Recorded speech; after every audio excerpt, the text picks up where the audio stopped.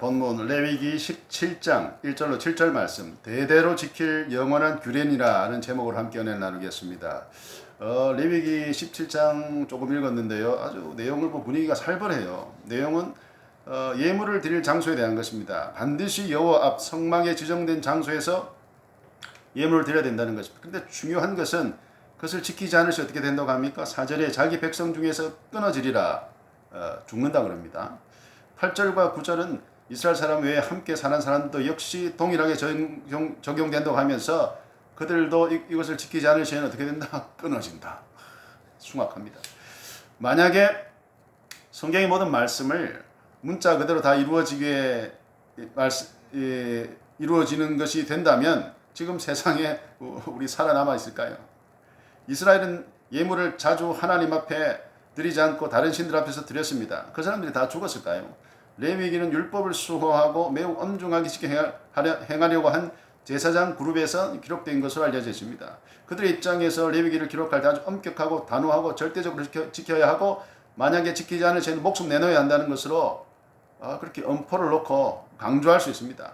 1절에 모세가 등장하고 2절에는 아론과 그의 아들들, 레위인들이죠. 그 다음에 이스라엘 모든 자손에게 이른다고 하면서 이 제사장들의 권위를 드러내고 있는 것을 볼 수 있습니다. 어떤 내용들이 오늘 이런 내용들 오늘 우리가 어떻게 받아들이고 적용해야 할까요? 오늘 설교하기 좀 겁이 나네요. 우리는 율법을 새롭게 하시고 완성하신 예수 그리스도의 새 계명 안에서 새롭게 조명할 수 있어야 됩니다. 성경을 문자 그대로 이해하는 것은 자칫 위험하고 모순에 빠질 수 있습니다. 특히 구약의 말씀들을 볼 때 재해석이 필요한 것입니다. 우리는 지금 예물을 드리지만 짐승 잡아 드리진 않잖아요. 그러니 이 말씀은 우리에게 잘 와닿지 않을 수 있고 만약에 이것을 지키지 않으면 죽을 것이라는 말씀은 이거 거부감이 확 들 수 있습니다. 레위기 안에 그 홀린스 코드라고 성결법전이 있습니다. 17장에서 26장까지 해당하는 것으로 알려져 있습니다. 레위기에서 가장 핵심적인 단어는 거룩 혹은 성결이죠.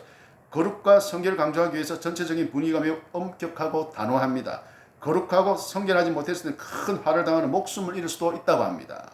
성결법전을 시작한 첫 번째 내용이 예물을 드릴 장소에 관한 것입니다. 4절 말씀 먼저 회막문으로 끌고 가서 여호와의 성막 앞에서 여호와께 예물로 드리지 아니하는 자는 피 흘린 자로 여길 것이라. 그가 피를 흘렸은즉 자기 백성 중에서 끊어지리라. 협박이 그냥 무시무시하니. 레위기의 제사장들은 왜 이렇게 엄격하게 예물을 드리는 규정에 대해서 기록했을까? 여호와 앞에 하지 않으면 끊어진다는 것을 지금 우리 기준에서 볼 때 좀 부담스러움, 상당히 좀 쉽지 않은 내용입니다.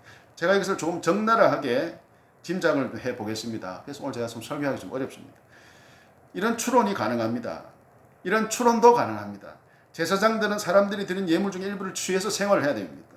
그런데 사람들이 하나님 앞에 바꿔 말하면 자기들 앞에서 하지 않고 아니면 그 취할 몫이 줄어들게 되는 거죠. 만약에 이것이 공공연하게 행해진다면 제사장들은 상당히 생활의 위협을 느낄 수밖에 없었을 것입니다. 그러니 그런 사태를 미연에 방지하고자 이 규정을 말하면서 끊어진다고 이렇게 엄포를 놓을 수도 있는 것입니다.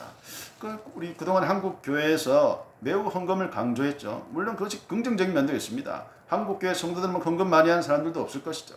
기존의 교회 가면 필경대 앞에 여러 가지 제목 헌금 봉투들이 즐비합니다. 11조 감사, 성교, 일천번째, 건축, 생일, 신방, 구역, 성탄, 부활, 주수, 맥주, 송구영칭, 신년감사.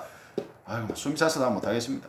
몇시까지 다양한 명목의 헌금이 그 많은 헌금들을 다 내고 생활하는 것이 참 용합니다. 헌금을 열심히 하는 것은 좋습니다. 그렇지만 저는 개인적으로 지금 한국 교회는 지나치다는 생각을 가지고 있습니다.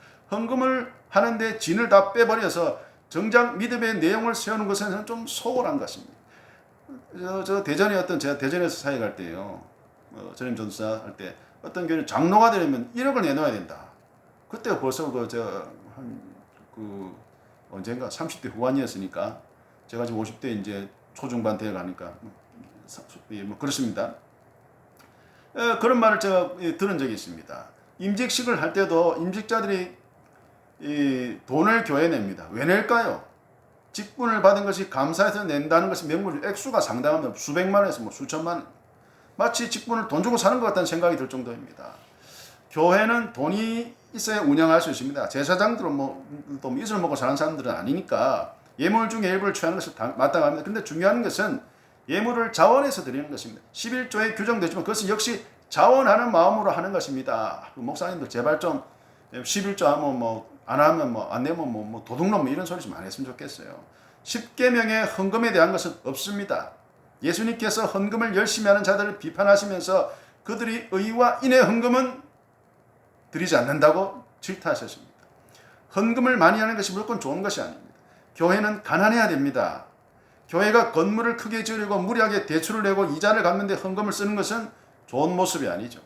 교회는 돈을 모으고 자산을 늘려가고 건물을 더 크게 확장한 일에 거기 전력을 기울이지 않아야 됩니다. 교회는 그저 최소한의 공간만 있는 것이 좋고 최소한의 비품과 최소한의 인력, 저 같은 목회자 그거 있는 게 좋습니다. 교회를 개척하고 임대로 있다가 자기 건물, 자가 건물 짓는 것을 교회의 사명으로 삼지 않아야 됩니다. 제가 어릴 때 사회적으로 허리허식을 버려야 한다는 말을 꽤 들었습니다. 한국 사람들이 겉으로 보여지는 것에 매우 민감한 자동차나 사는 집의 규모에 집착하죠. 그런 모습들이 교회에도 투영되고 있는 것 같습니다. 예물을 드릴 때 가장 중요한 것은 하나님 앞에서 하는 겁니다. 우리가 헌금하는 목적은 제사장들을 먹여 살리기 위해서 하는 것이 아니죠. 목사 사례비 주기 위해서 헌금하는 것이 아닙니다. 물론 현실적으로 목사의 생활비를 헌금으로 지급하고 있지만 우리나라 이 상황은 좀 문제가 있고 개선해야 될 점들이 많은 것 같아요. 예물을 하나님 앞에 사는 이유는 제사장들이 감시하고 자기 몫을 악착같이 챙기기 위해서가 아니죠. 우리가 살아가는 목적, 의미가 먹고 사는 것에 무엇을 먹고 무엇을 입고 어디에 살고 어디에 가고 무엇을 누리는가 하는 것이 있지 않은 것을 이 코람데오 하나님 앞에서 확인하기 위해서입니다. 그것이 우리가 정기적으로 예배를 드리는 이유가 되는 것입니다. 하나님께 우리 삶을 드리고 다스리심을 구하는 것이 우리가 드려야 하는 예물입니다.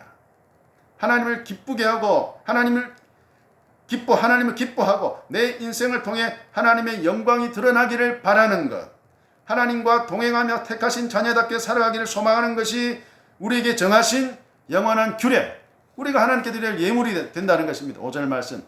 그런즉 이스라엘 자손이 들에서 잡던 그들의 재물을 회막문 여호와께로 끌고 가서 제사장에게 주어 화목제를 여호와께 드려야 할 것이요 하면, 제가 앞에서 레위기는 제사장 그룹에서 나온 책이고 특히 오늘 본문은 그들이 자신들의 권위와 현실적인 문제를 해결하기 위한 노력들이 보인다고 제가 좀 다소 약간 좀 삐딱하게 해석을 했습니다. 아마 이런 식의 해석은 쉽지 않겠죠. 기존의 교회에서 이렇게 해석하면 교인들이 눈을 동그랗게 뜨고 쳐다보고, 방금 읽은 5절에 이스라엘 자손들에게 그들이 전에는 들에서 제물을 잡았었다면 이제는 반드시 회막문 여호와께로 끌고 가서 제사장들에게 화목제를 여호와께 드려야 한다는 것을 강조합니다. 제사장에게 주라는 것을 꼭 집어넣죠. 이것이 현실적으로 얼마나 번거롭고 불편하고 또 많은 논란의 여지가 있는 규례인지 지금 우리는 와닿지 않지만 당시 이스라엘 백성 입장에서는 왜 그렇게 해야 하는지에 대한 상당한 의문과 반발을 가졌을 것입니다. 땅에 피를 흘리지 말아야 된다는 것은 좀 지나쳐 보이지 않습니까? 오직 회막 앞에 정한 곳에 와서 제사장들만이 재물을 죽일 수 있는 권한이 있다는 것은 어떻게 보면 좀 심하고 좀 자유를 억압해 보이기도 합니다. 저 에어컨에 필터라는 것이 있죠. 거기 이물질과 먼지가 많이 들러붙기 때문에 청소를 해줘야 됩니다. 성경 말씀은 때로 필터로 거르는 과정이 필요합니다. 레위기 이런 말씀 오늘 한국교회가 묘하게 해석을 하면서 지나치게 헌금 강조하는 것을 사용해 왔습니다. 아주 오래전에 이 말씀들은 지금 우리의 기준으로 맞지 않는 것이 많습니다. 재해석이 필요한 것, 가장 단순한 해석은 하나님 앞에 예물을 잘 드려야 한다는 식으로 설교할 수 있을 겁니다. 물론 그것이 잘못됐다는 것은 아닙니다. 그러나 부족하죠. 그것보다 더 깊고 중요한 믿음의 차원을 찾아 나가야 되는데 거기서 멈춰버리고 그 이상의 좋은 믿음은 없는 것이 되어버립니다. 하나님께서 기뻐 받으시는 예물은 우리가 드리는 예배입니다. 우리는 예배를 드림으로 하나님과 화목해지기를 바랍니다. 예배는 내가 그리고 믿음의 공동체가 하나님과 화목해지기를 바라는 마음을 고백하는 이 공동체적인 행위입니다. 기도가 개인적인 화목을 바라는 것이라면 예배는 공동체적인 고백으로 하나님과 화목해지기를 바라는 고백이죠. 우리는 예배를 드림으로 화목제의 예물을 바치는 것이 됩니다. 예수님께서 우리를 위해 화목 제물이 되셨기에 우리는 하나님과 화목할 수 있게 되었습니다. 하나님께서 예수 그리스도 안에서 우리를 기뻐하시고 자녀로 삼으셨습니다. 우리는 이제 새 생명을 얻게 되었습니다. 그 생명은 곧 하나님과 화목하게 된 자로 새로운 삶을 사는 것입니다. 죄와 사망의 권세에서 벗어나 하나님 앞에 살아가는 것입니다. 죄와 사망의 권세가 우리를 미워하고 괴롭히고 하나님과의 화목을 방해하고 깨뜨리려고 합니다. 우리가 그것을 이겨낼 수 있는 유일한 방법은 하나님 앞에 나오는 것, 예배를 드리고 기도하고 찬송하는 것입니다. 내 의지와 생각과 판단으로 죄와 사망의 권세를 이기지 못하고 하나님과 화목하지도 못합니다.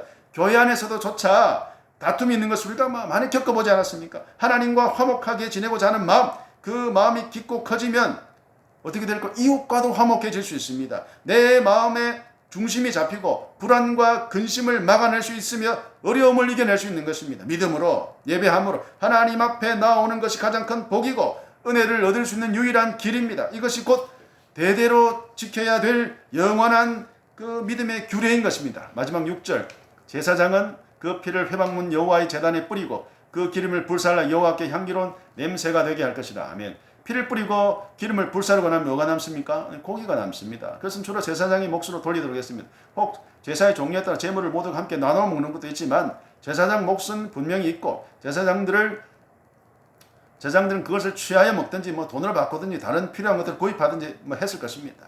물론 제물 외에도 성전세라든지 혹은 돈을 헌금으로 드리기도 했을 것이죠. 그리고 제사장이나 레위인들에게 나누어 주고 성전에 필요한 일들, 예를 들어 필요한 물품이나 보수하는 데 사용했을 것입니다. 하나님이 받으시는 것, 흠양하시는 것은 피와 기름입니다. 우리나라 사람들이 아주 좋아하는 것이죠. 이 선지국과 삼겹살. 저 부산의 자갈시장 끝에 부평동 새벽시장하고 연결되는 곳에 선지국밥집들이 몇 군데 있는데 그때 제가 40대 초반이죠. 이때 월요일 되면 목욕탕을 갔다가 거기 가서 3,000원짜리 선지국밥, 선지하고 기름이 둥둥 떠 있습니다. 저희 집 근처에 유명한 해장국집이 있는데 10,000원입니다. 훨씬 3,000원짜리 그게 더 제 입맛에는 맛입니다. 유대인들은 피와 기름을 좋아하지 않는 모양입니다. 버리는 부위를 하나님께 돌립니다. 물론 어떤 사람들은 피와 기름이 상징하는 의미가 있다고 합니다. 그 말도 일리가 있고 그렇게 해석할 수도 있습니다. 가장 귀한 재산인 소나 양이나 염소를 잡았을 때 고기의 일부는 제사장이 취할 몫이고 나머지는 예물을 드린 사람에게 주고 피와 기름만 하나님께 화목 제물로 드리는 것입니다. 짐승을 잡는 이유는 그 집에 특별한 일이나 혹은 감사한 일이 있거나 하는 그런 경우가 대부분이죠. 그 감사와 특별한 일을 있게 하신 하나님 앞에서 행하는 것입니다. 그리고 주변 사람들과 함께 나누면서 공동체가 함께 은혜를 생각하고 다짐하게 되는 것입니다. 하나님은 채식을 즐기셔가지고 맛있는 고기는 잡수시지 않으시고 다만 기름 냄새 맡는 것으로 족하십니다. 삼겹살 냄새가 참 고소하고 좋은데 그걸 아셨는 것 같아요. 하나님께서 바라시는 것은 재물을 많이 가져오고 지나치게 자주 짐승을 잡는 것이 아닙니다. 하나님은 향기로운 냄새를 흠양하시는 것을 기뻐하십니다. 믿음의 공동체 안에 감사가 있고 그 감사를 함께 나눔으로 평강이 넘치는 것, 그것이 하나님이 받으시는 향기로운 냄새입니다. 바울은 구약의 말씀 빌어서 고린도교에 보내는 두 번째 편지에서 성도를 그리스도의 향기라고 했습니다. 그리고 그 향기는 복음 전하는 것과 관련해서 사망에 이르는 냄새가 될 수도 있고 생명에 이르는 냄새가 될 수도 있다고 하면서 누가 감히 이 귀하고 중요한 일을 감당할 수 있겠냐고 했습니다. 오늘 이 시대에 적어도 우리나라에서는 복음이 충분히 전해졌고 각처의 교회들이 즐비합니다. 사람들이 교회가 없거나 몰라서 예수 믿지 않는 것은 아니죠. 다만 교회는 그들의 줄이고 목마른 갈급한 그 영혼에 맛집이 되어주지 못하고 있는 거예요. 교회가 담을 너무 높게 쳐서 그 안에 뭘 하는지 보이지가 않습니다. 그냥 보이지가 않으니 관심이 없어요. 고소한 향기를 뿜어내지 못하고 그냥 고기 태워가지고 탄내만 그냥 내보내요. 그래서 존재하는 이유를 상실해 가고 있습니다. 믿음이라는 것은 그저 교회 안에서 아웅다웅 하는 것으로 축소되고 있습니다. 빨리 집사되고 안수집사되고 권사되고 장로되고 그런. 제가 교회 개척 훈련을 작년에 다녀왔었는데 아니나 다를까 어떻게 하면 개척교회가 성공할 것인가, 어떻게 하면 사람이 모이고 어떻게 하면 자립할 것인가, 거기에만 모든 그 어떤 프로그램의 내용이 집중되어 있습니다. 겉 모양과 규모와 종교 행위로 생명의 향기가 나지는 않습니다. 하나님 앞에 삶을 드리고 화목을 이루며 감사와 나눔으로 믿음의 내용을 채워감을 통해서 그리스도의 향기가 전파되는 것이고, 그래야지 교회가 존재하는 의미가 살아나는 것입니다. 아멘.